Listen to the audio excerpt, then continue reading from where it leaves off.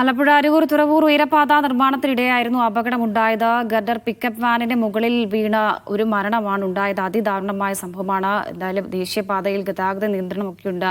ഇപ്പോൾ വാഹനത്തിൽ നിന്നും ആ മൃതദേഹം പുറത്തെടുത്തിട്ടുണ്ട് എന്ന് ഉള്ള വിവരങ്ങളും ലഭിക്കുന്നുണ്ട്. സിബി സി ജോസഫ് തുടരുന്നുണ്ട് എന്ന് മനസ്സിലാക്കുന്നു. സിബി, ഈ മൃതദേഹം ആശുപത്രിയിൽ എത്തിച്ചോ?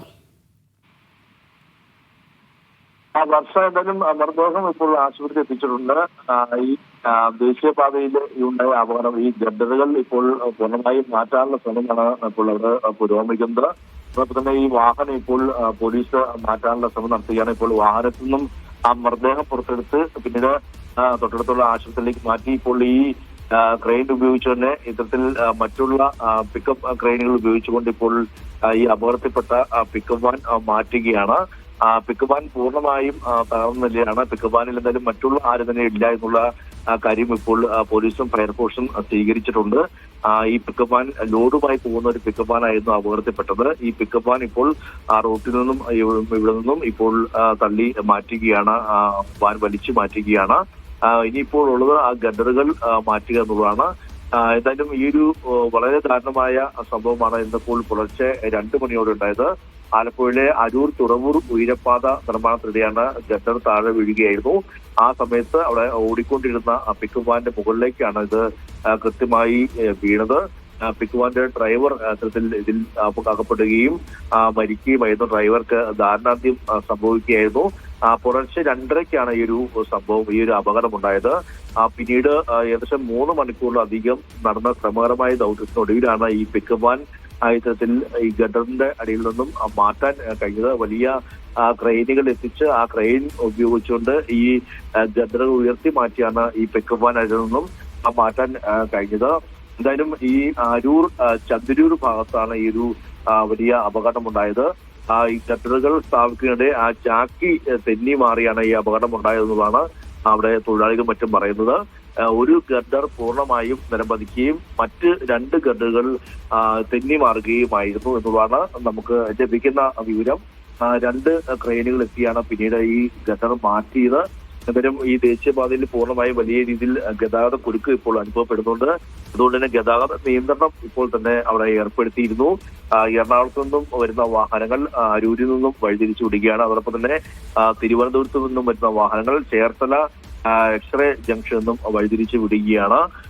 എന്തായാലും വളരെ ദാരുണമായ ഒരു സംഭവം, ഒരു അപകടമാണ് ഇന്നിപ്പോൾ ഈ ഉയരപാത നിർമ്മാണത്തിനിടെ. തീർച്ചയായും സിബി, ദേശീയപാതയാണ്, സ്വാഭാവികമായി നമുക്ക് മനസ്സിലാക്കാൻ കൂടുതൽ തിരക്കുള്ള മേഖലയാണ്. അപ്പോൾ ഈ നിർമ്മാണ സമയത്ത് ഈ അധികൃതർ കൂടുതൽ ശ്രദ്ധ നൽകണമായിരുന്നു എന്നൊരു കാര്യം കൂടിയില്ലേ? കാരണം ഇത് ഒരുപക്ഷെ ഒരു നല്ല തിരക്കുള്ള സമയത്തായിരുന്നെങ്കിൽ ആഘാതം ഇനിയും കൂടുമായിരുന്നില്ലേ? തീർച്ചയായും വർഷ, ഇതൊരു വലിയൊരു വീഴ്ച സംഭവിച്ചിട്ടുണ്ടെന്ന കാര്യത്തിൽ യാതൊരു സംശയവുമില്ല. കാരണം ഇത്തരം ഈ ഗഡറുകൾ, അത് കൂറ്റൻ ഗഡറുകളാണ്. അത് സ്ഥാപിക്കുമ്പോൾ സ്വാഭാവികമായും വലിയ രീതിയിൽ 2 ഭാഗത്തു നിന്നുള്ള ഈ ഗതാഗതം പൂർണ്ണമായും വഴിതിരിച്ചു വിടുകയോ അല്ലെങ്കിൽ അവിടെ തടയുന്നതിന് ശേഷമായിരിക്കും സ്വാഭാവികമായും ഈ ഗഡറുകൾ സ്ഥാപിക്കേണ്ടത്. അതുകൊണ്ട് തന്നെ ഇതൊരു വലിയ വീഴ്ചയാണെന്ന കാര്യത്തിൽ യാതൊരു സംശയമില്ല. ഒരുപക്ഷെ പുലർച്ചെ 2:30 എന്ന് പറയുന്ന ആ സമയത്ത് വാഹനങ്ങൾ വളരെ കുറവുള്ള ഒരു സമയം കൂടിയാണ്. അതുകൊണ്ടാകാം ഒരുപക്ഷെ ഇത്തരത്തിലൊരു അനാസ്ഥ ഈ അധികൃതരുടെ ഭാഗത്ത് ഉണ്ടായെന്ന് വേണം കരുതാൻ. എന്തായാലും ഈ ഗഡർ സ്ഥാപിക്കുമ്പോൾ അല്ലെങ്കിൽ ഗഡർ സ്ഥാപിച്ചുകൊണ്ടിരിക്കുമ്പോൾ ആ ഗഡർ താഴേക്ക് നിലംപതിക്കുമ്പോൾ കൃത്യം അതിലൂടെ കടന്നുപോയ അല്ലെങ്കിൽ കടന്നുപോയ ആ ഒരു വാഹനം പിക്കപ്പ് വാനാണ് അപകടത്തിൽപ്പെടുകയും ആ ദാരുണാന്ത്യം സംഭവിക്കുകയും ചെയ്തത്. എന്തായാലും ഈ അധികൃത ഭാഗത്ത് അല്ലെങ്കിൽ ഈ തൊഴിലാളികളുടെയും മറ്റും ഭാഗത്തു നിന്നും അല്പം കൂടി കരുതലും ശ്രദ്ധയും ഉണ്ടായിരുന്നെങ്കിൽ ഈ ഒരു അപകടം ഒഴിവാക്കാം എന്ന കാര്യത്തിൽ യാതൊരു സംശയമില്ല. അതുകൊണ്ട് തന്നെ സാധാരണ ഇത്തരം ഗഡറുകൾ സ്ഥാപിക്കുമ്പോഴും റോഡ് നിർമ്മാണത്തിനിടെയെല്ലാം തന്നെയും ഇത്തരത്തിൽ രാത്രി കാലങ്ങളിലാണ് നിർമ്മിക്കുന്നത്. ആ സമയത്തൊക്കെ തന്നെ ഗതാഗത കുരുക്ക് ഒഴിവാക്കാൻ വേണ്ടി ഇത്തരത്തിൽ രാത്രി കാലങ്ങളിലായിരിക്കും നിർമ്മിക്കുന്നതും സ്ഥാപിക്കുന്നതൊക്കെ. ആ സമയത്ത് പൂർണ്ണമായും ഗതാഗതം നിയന്ത്രിക്കുകയോ അല്ലെങ്കിൽ വഴിതിരിച്ചു വിടുകയോ ചെയ്യുന്ന സാഹചര്യം ഉണ്ടായിരുന്നു. പക്ഷേ ഇവിടെ അത് ഉണ്ടായില്ല എന്ന് വേണം നമുക്ക് കരുതാൻ. എന്തായാലും ഇതെല്ലാം തന്നെയും അന്വേഷണത്തിന്റെ ഭാഗമായി പിന്നീട് പുറത്തേക്ക് വരേണ്ട കാര്യങ്ങളാണ്. എങ്കിൽ പോലും ഒറ്റ നോട്ടത്തിൽ അല്ലെങ്കിൽ പ്രാഥമികമായി വിലയിരുത്തുമ്പോൾ ഈ ഗഡർ വീണ അപകടം ഉണ്ടാകുമ്പോൾ ഈ പിക്കപ്പ് വാൻ അതിൽ ഉൾപ്പെട്ടത് സ്വാഭാവികമായും അതൊരു വീഴ്ചയും അനാസ്ഥയുമാണെന്ന കാര്യത്തിൽ യാതൊരു സംശയവുമില്ല. ഇന്നിപ്പോൾ പുലർച്ചെ 2:30-യോടെയാണ് സംഭവം നടക്കുന്നത്. ഈ 2:30 എന്ന് പറയുന്ന സമയത്ത് വാഹനങ്ങൾ പൊതുവെ കുറവായിരിക്കും. അതുകൊണ്ടാണ് വലിയ ദുരന്തം ഒഴിവായത്. കൂടുതൽ വാഹനങ്ങൾ അതുവഴി കടന്നു പോയിരുന്നെങ്കിൽ, ആ സമയം കടന്നു പോയിരുന്നെങ്കിൽ സ്വാഭാവികമായും അതിലും വലിയൊരു ദുരന്തവും സംഭവിക്കുമായിരുന്നു. എന്തായാലും ഉണ്ടായത് ദുരന്തം തന്നെയാണെങ്കിൽ പോലും കൂടുതൽ ആൾനാശം ഉണ്ടാകുന്ന ഒരു സാഹചര്യം ഉണ്ടാകുമായിരുന്നു. എന്തായാലും ഇന്നിപ്പോൾ ഹരിപ്പാട് സ്വദേശിയായ രാജേഷ് അടിയിൽ ഉൾപ്പെട്ട് മരിച്ചു. ഇദ്ദേഹത്തിന്റെ മൃതദേഹം 3.5 മണിക്കൂർ നീണ്ട പരിശ്രമത്തിന് ശേഷമാണ് പുറത്തെടുക്കാൻ കഴിഞ്ഞത്. ആ വാഹനം പൂർണ്ണമായും തകർന്ന് ആ വാഹനത്തിന്റെ ഡ്രൈവർ ഇരിക്കുന്ന ഭാഗത്തേക്ക് തന്നെയാണ് ആ ഗർഡർ കൃത്യം വന്ന് വീണത്. അത്രത്തോളം ദൗർഭാഗ്യകരമായ ഒരു അപകടമാണ് ഈ അരൂർ തുറവൂർ ഉയരപ്പാത നിർമ്മാണത്തിനിടെ ഉണ്ടായത്. ഇത് ജാക്കി തെന്നിമാറി ഈ ഗർഡർ നിലംപതിച്ചു എന്നുള്ള വിവരമാണ് നമുക്ക് ലഭിക്കുന്നത്. ഈ 3.5 മണിക്കൂർ നീണ്ട ശ്രമകരമായ ദൗത്യത്തിന് ശേഷമാണ് ഈ ഒരു ഗർഡർ അല്ലെങ്കിൽ ഈ ഒരു ഗർഡർ ഉയർത്തി ഈ പിക്കപ്പ് വാൻ പുറത്തേക്ക് എടുക്കാനും മൃതദേഹം തന്നെ ആ പിക്കപ്പ് വാനിൽ നിന്നും പിന്നീട് ഈ വാനിന്റെ ഡോർ ഉൾപ്പെടെ വെട്ടിപ്പൊളിച്ച് അറുത്തുമാറ്റിയാണ് ഈ മൃതദേഹം പുറത്തേക്ക് എടുക്കേണ്ടി വന്നത്. എന്തായാലും വളരെ ദാരുണമായ സംഭവമാണ് ഉണ്ടായത്.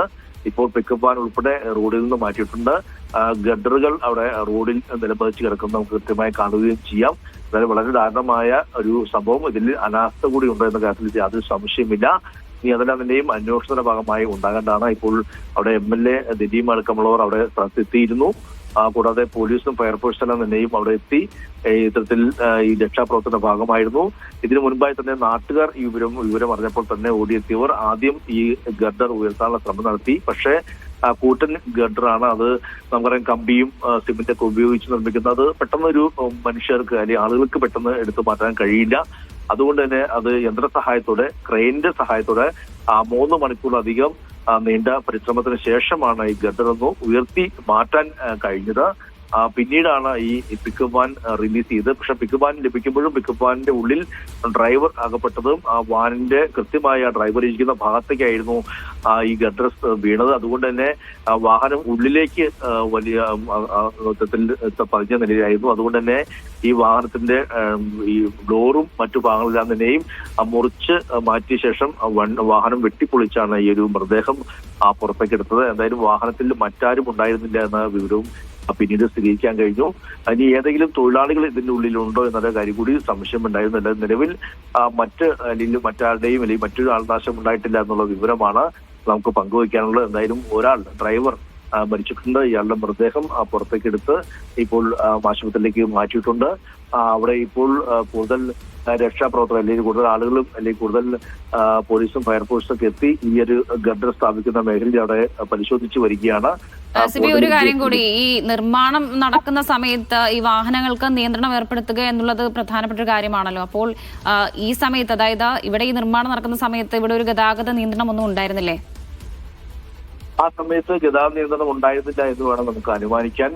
ആ കാര്യത്തിൽ വ്യക്തത ഇപ്പോൾ നമുക്ക് ലഭിക്കുന്നില്ല. കാരണം ഈ പുലർച്ചെ 2:30 മണി സമയം, ആ സമയത്ത് വാഹനങ്ങൾ പൊതുവെ ഈ റോഡുകളിൽ കുറവായിരിക്കും.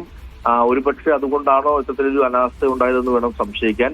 എന്തായാലും സാധാരണ ഇത്തരത്തിൽ ഗട്ടറുകൾ, അത് വലിയ ഗട്ടറുകൾ, കൂറ്റൻ ഗട്ടറുകൾ സ്ഥാപിക്കുമ്പോൾ പൂർണ്ണമായും ഗതാഗത നിയന്ത്രണം ഏർപ്പെടുത്തി വാഹനങ്ങൾ കടത്തിവിടാതെ തന്നെയാണ് ഈ ഗട്ടറുകൾ ഉയർത്തി സ്ഥാപിക്കാറുള്ളത്. പക്ഷെ ഇതെന്താണ് സംഭവിച്ചെന്ന കാര്യത്തിൽ വരും മണിക്കൂറുകൾ മാത്രമേ വ്യക്തമാകുകയുള്ളൂ. എന്തായാലും അവിടെ ഒരു വലിയ അനാസ്ഥ സംഭവിച്ചെന്ന കാര്യത്തിൽ സംശയമില്ല. കാരണം ഇത്തരത്തിൽ ഗട്ടറുകൾ സ്ഥാപിക്കുമ്പോൾ വാഹനം വഴിതിരിച്ചു വിടുകയോ, നമുക്കറിയാം തൊഴിലാളികളെല്ലാം തന്നെയും അവർ കൃത്യമായി ചുവന്ന ലൈറ്റ് കാണിച്ചുകൊണ്ട് വാഹനങ്ങൾ ഈ ദേശീയപാതയിൽ വഴിതിരിച്ചു വിടുന്ന സംഭവങ്ങൾ നമ്മൾ നിരവധി കാണുന്നതാണ്. പ്രത്യേകിച്ച് രാത്രി കാലങ്ങളിലാണ് ഈ നിർമ്മാണം ഏറ്റവും കൂടുതൽ നടക്കുന്നതും. ദേശീയപാത 66 ഇപ്പോൾ തിരുവനന്തപുരം മുതൽ കാസർഗോഡ് വരെ ഉയരപ്പാതയും മറ്റുമെല്ലാം നിർമ്മിച്ചു വരുന്ന ഒരു ഘട്ടം കൂടിയാണ്.